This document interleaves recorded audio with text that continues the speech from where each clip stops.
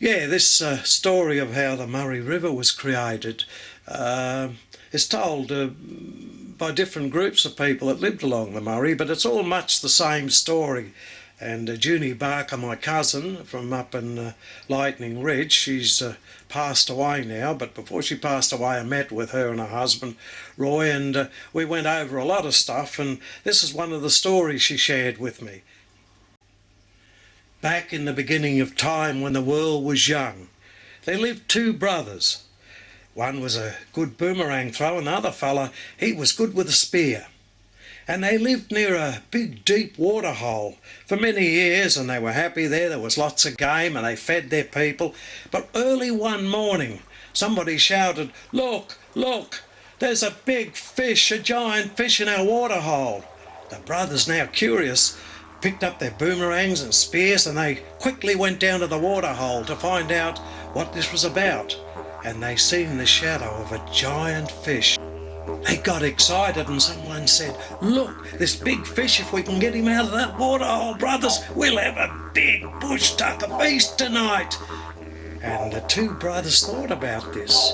So they went to a big gum tree and they began to rip the bark off the side of the tree. They laid it on the ground and made a canoe, a bark canoe. They pulled it together as good as they could, and the older brother, he got in that canoe with his spear, and as the big fish came closer to the surface, he threw his first spear and it stuck in the fish's back. The fish went berserk, flapping its tail high into the air and upturned the canoe, and the boy was thrown out, but quickly came to shore and grabbed the canoe, pulled it out of the water, and he said, "I've got to get more spears. This fella's very strong." Now that big fish, he knew he was in a lot of trouble if he didn't do something. So he charged the side of the bank of the great water hole and spilled it open, and he charged across the country, zigzagging to escape the hunters.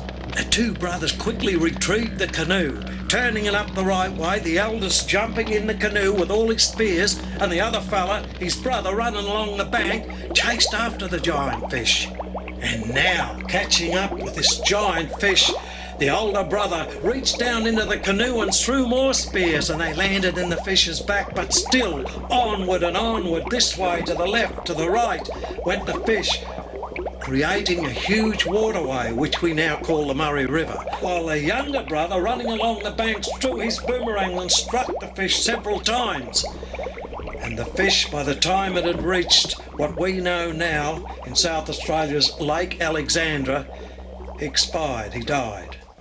And the voice of Biemi, the Great Spirit, spoke and said, "You have done a good job, brothers, but now it is time to follow my instructions. I want you to cut pieces from this giant fish and throw it into the water, and I will name each piece as a fish." And so it was done. The brothers cut up the great fish, and as they threw each piece into the water, they became what we know as yellow belly, silver perch, brim, redfin, and many other species. And that is how the waterways became full of fish, plenty of food for our people.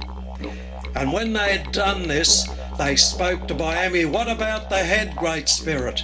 And Biemi said, "I want you to throw it in."